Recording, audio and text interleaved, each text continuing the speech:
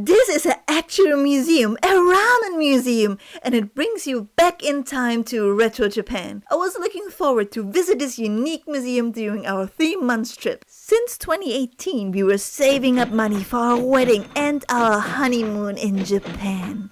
We planned everything for April 2020, but then Corona took over the world, and it changed everything. We still got married, but no party or honeymoon.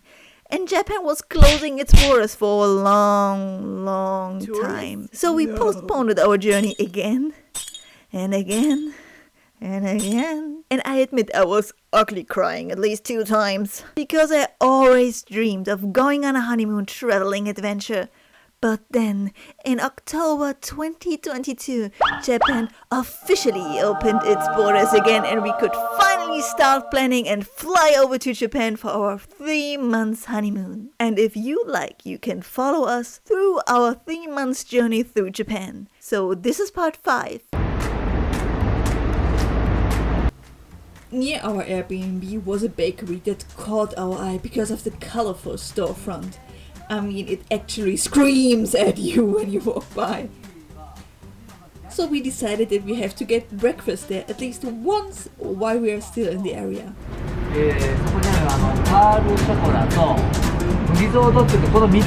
When we wanted to order, there was still a lot in the menu that was in the making. So he showed us what we were able to buy now.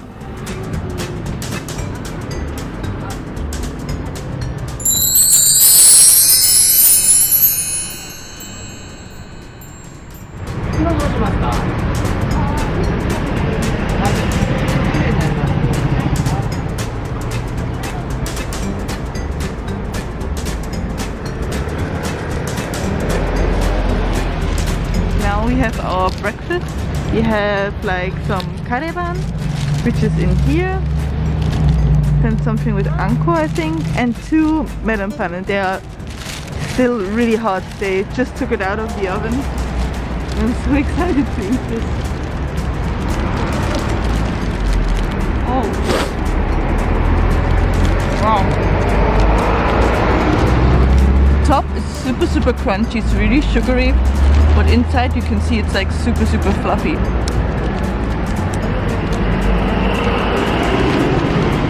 It's really delicious.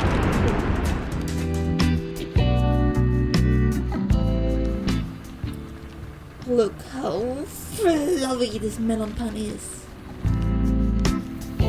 Then we were on our way to Yokohama. We wanted to go to a ramen museum there. Not the cup noodle museum, we already went there and it was okay. We got off at Shin-Yokohama station and got some free energy drinks. So we are now at Shin-Yokohama station. We are on our way to the ramen museum, and when we went out of the exit, then we got handed some samples for an energy drink that we surely need, because yesterday we were arriving really late at our apartment.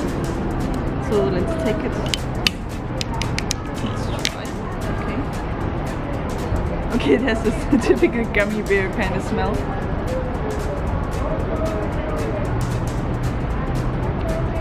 Just like Red Bull. So after our first sip of caffeine, we were walking to the ramen museum.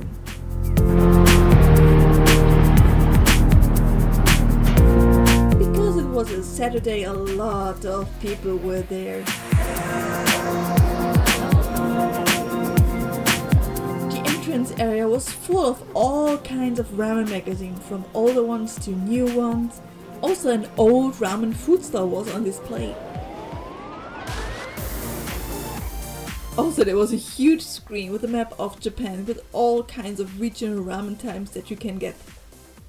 And there are so many differences that make each ramen unique, from noodle to broth thickness to flavor descriptions, like unique flavor descriptions. And of course the whole map again with all the regional ramen made out of plastic. Also a lot of different ramen bowls from all over Japan were part of the exhibition. Then we watched how ramen noodles are traditionally made. They use giant bamboo to press the noodle dough down. Diese riesige Bambusrolle kommt.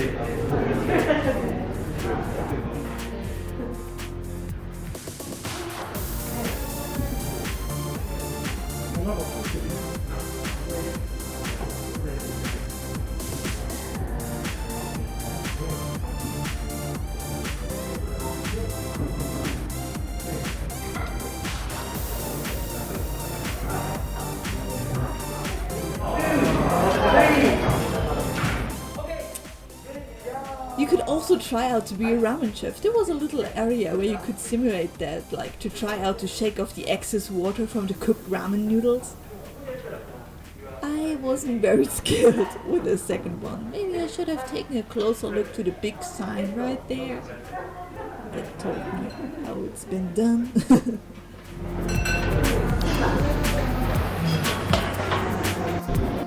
Then we entered the exhibition area downstairs, and it was awesome! That's why I wanted to come here for so long. It's retro Japan. The people in the center on the small square were lining up for the ramen restaurants, because that's part of the experience too. Local ramen. That's why I wanted to come here. All these little details and light made it a great atmosphere just to stand there. In this museum were 7 ramen restaurants you could go to, but there was a waiting time from 60 to 30 minutes. Because we are lazy and hungry, we lined up at the only restaurant that had a 30-minute waiting line. And it felt a little bit like lining up in Disneyland. There was so much to see and to look at, so the time just flew by. Then we were at the front of the ramen store and it was our time to order. You choose what you want at the machine at the storefront and you also pay there. Then you just hand in the receipts to the staff in the store. And in case you want to eat a lot of ramen while at the museum, you can order half-size ramen at every restaurant. But we didn't want to wait like 45 minutes or more, and by then we probably already feel full. So just one normal size ramen it is for each of us.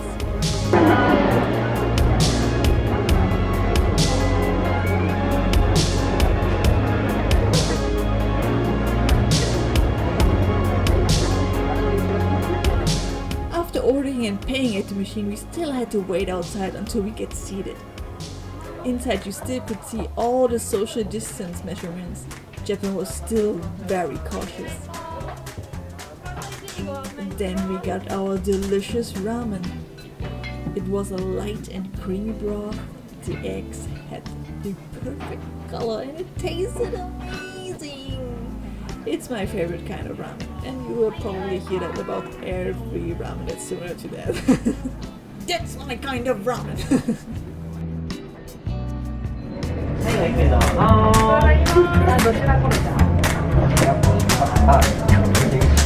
Then we walked around the rest of the exhibition. It was not only the little square in the middle, but they also built some cute alleyways for exploring.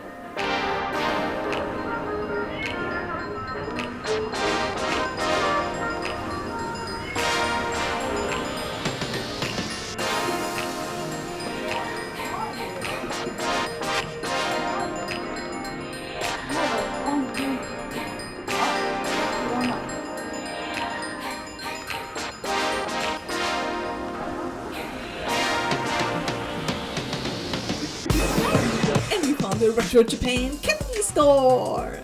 They had so much retro stuff there. I bet the older generation in Japan got flashbacks from their childhood there. And we bought some stuff there too.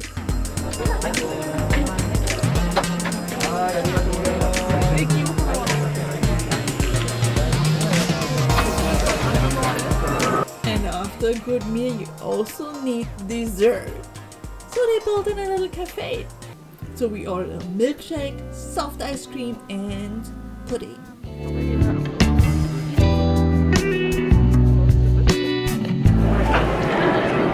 So never forget your, I don't know, lactose pills, because I really have to eat it before I eat anything dairy. So first one, soft ice cream. I'm not sure if you are able to hear me well because it's like really crowded because we went here on a Saturday.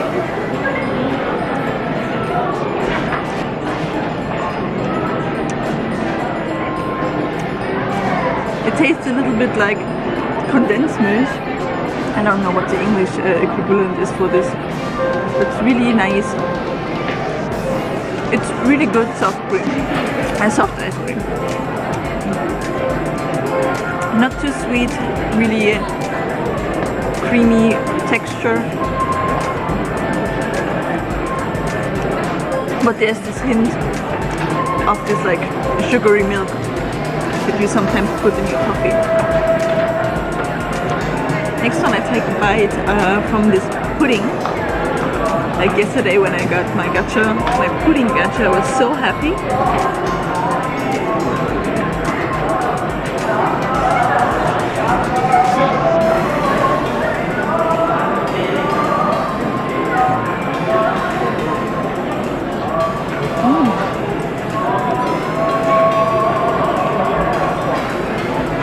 Like the sauce always has like, it's obviously sweet, but it always tastes a little bit like burnt.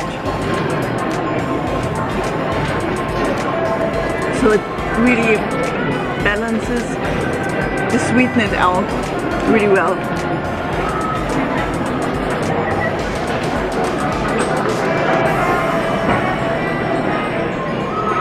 Now I'm only going to try the cream.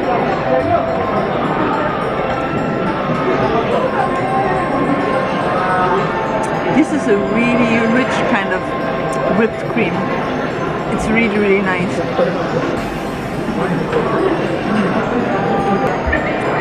And last one, the Milkshake.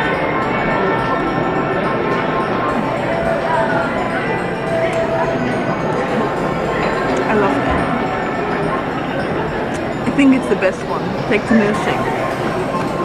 It's really good vanilla flavor. Perfect balance between sweetness, vanilla flavor, and it's really refreshing.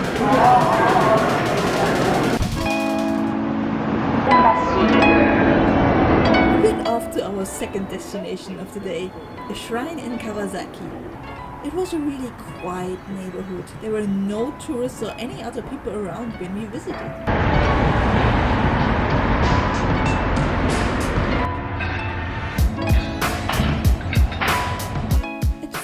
It seemed like a pretty normal and standard shrine.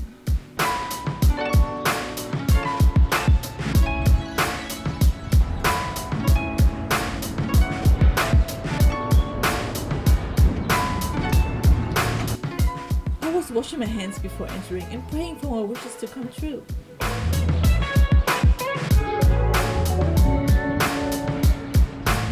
We also both wrote on an ema, the wooden plates, our wishes and decided for a place to hang it.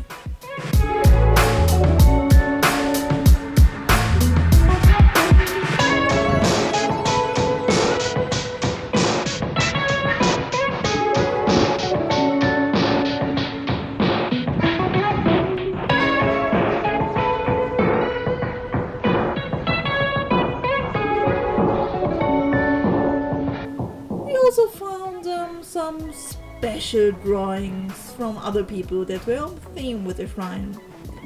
And now it's a little bit more obvious what that shrine is about, and I need to censor it to appear more family friendly.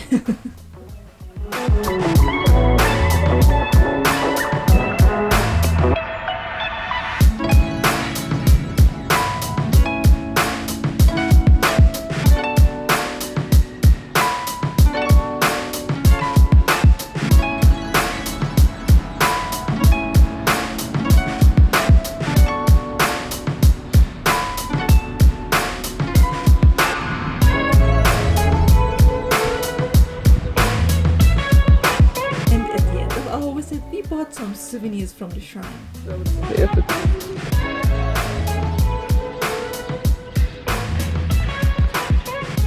And then we headed home, the last night in our first Airbnb.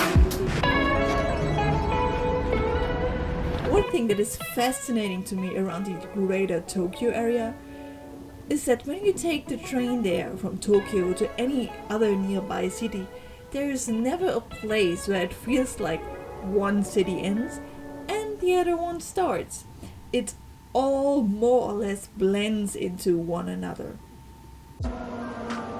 And it took some time until we arrived. It was already dark. So this is Oizumi Gakuen at night.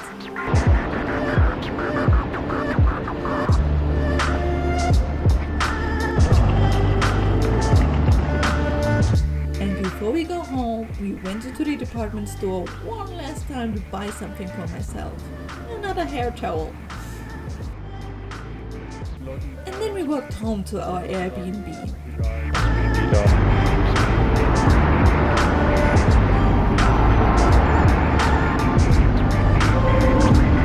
If you don't use a key, you just put a code in to open the door here.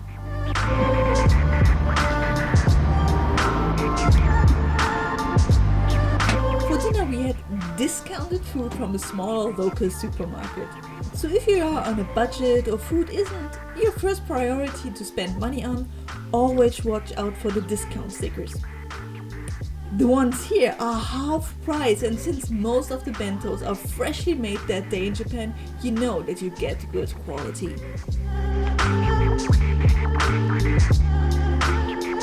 So we made ourselves cozy in the kotatsu, the heated table, and watched some German TV.